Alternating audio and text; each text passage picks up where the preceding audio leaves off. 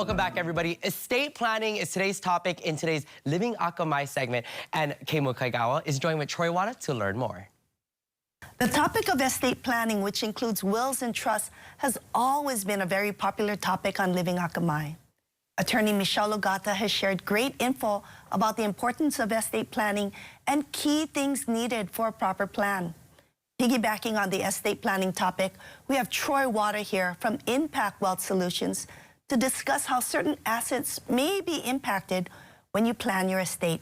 Thanks for joining us, Troy. Thanks, Kay. I couldn't agree with you more. I tell our clients that estate planning is required in Hawaii if you own a home, have a retirement account, whether you're single, married, or have children. Having documents like wills and trusts and powers of attorney and healthcare directives are so important. Yet many people think that estate planning is only important when you pass away.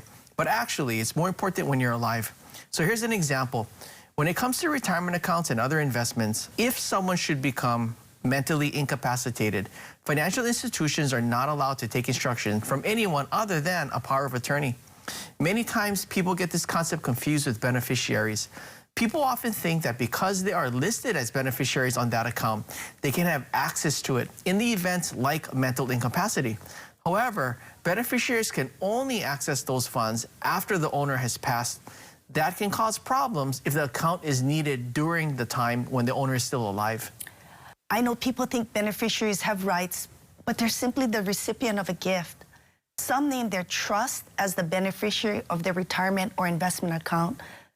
Does this help the problem of not having a power of attorney on those accounts? Okay, that's a great question. And to answer that, no. But this can create another problem, actually a tax problem. Now, we would always have our viewers consult with their tax and financial professionals about their specific situation, but we rarely recommend that people list their trust as the beneficiary of their retirement accounts. The reason for this is that distribution on retirement accounts are usually based on the owner's age.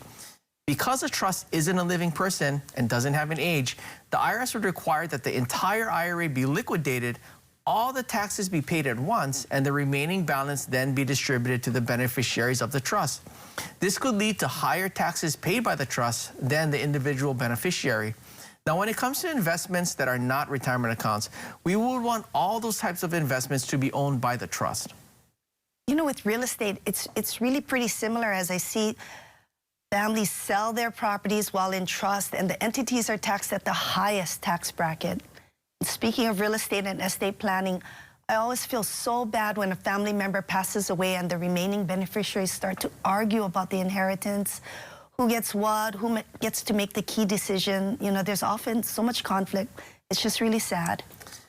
Okay, Sally, you are correct. I've seen this actually firsthand, and it's never a good thing. One suggestion we've recommended to our clients is to consider this concept of predetermining their children's inheritance now. Now, we don't mean that you give all your assets away now so that they won't fight when you pass, because as we talked about in the past, this could create a huge tax problem which could have been avoided by using that step-up in cost basis benefit.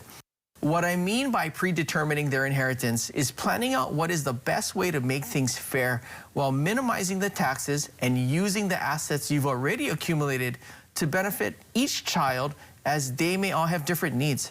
Now, that is a little more difficult with real estate because when people hold title to real estate tenants in common, they're forced to be in business together, which means they all must agree. And that can create their own set of problems.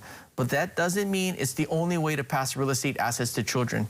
Looking at fractional ownership, equalizing the estate with liquid assets versus hard assets like real estate, or using strategies like 1031 exchanges can help make the transfer of these assets more efficient and minimize conflict to increase the chance of keeping your family together.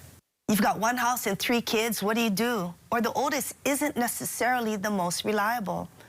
Troy Wada enlightens us once again on some key things to include in your estate plan. Think about what you want.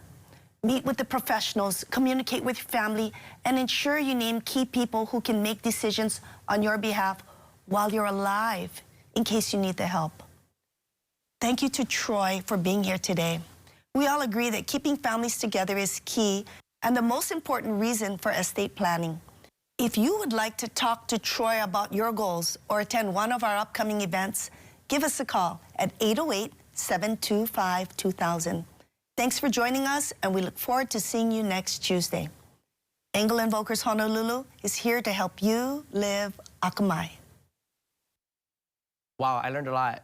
Yeah, always super interesting information and a lot of things that people should be thinking about and should be knowing. So if you want to learn more, of course, they really have great seminars that you can learn more, and they can connect you with the people who are really in the know. So we'll have all their details on our website. There you go, KH92.com. That's right.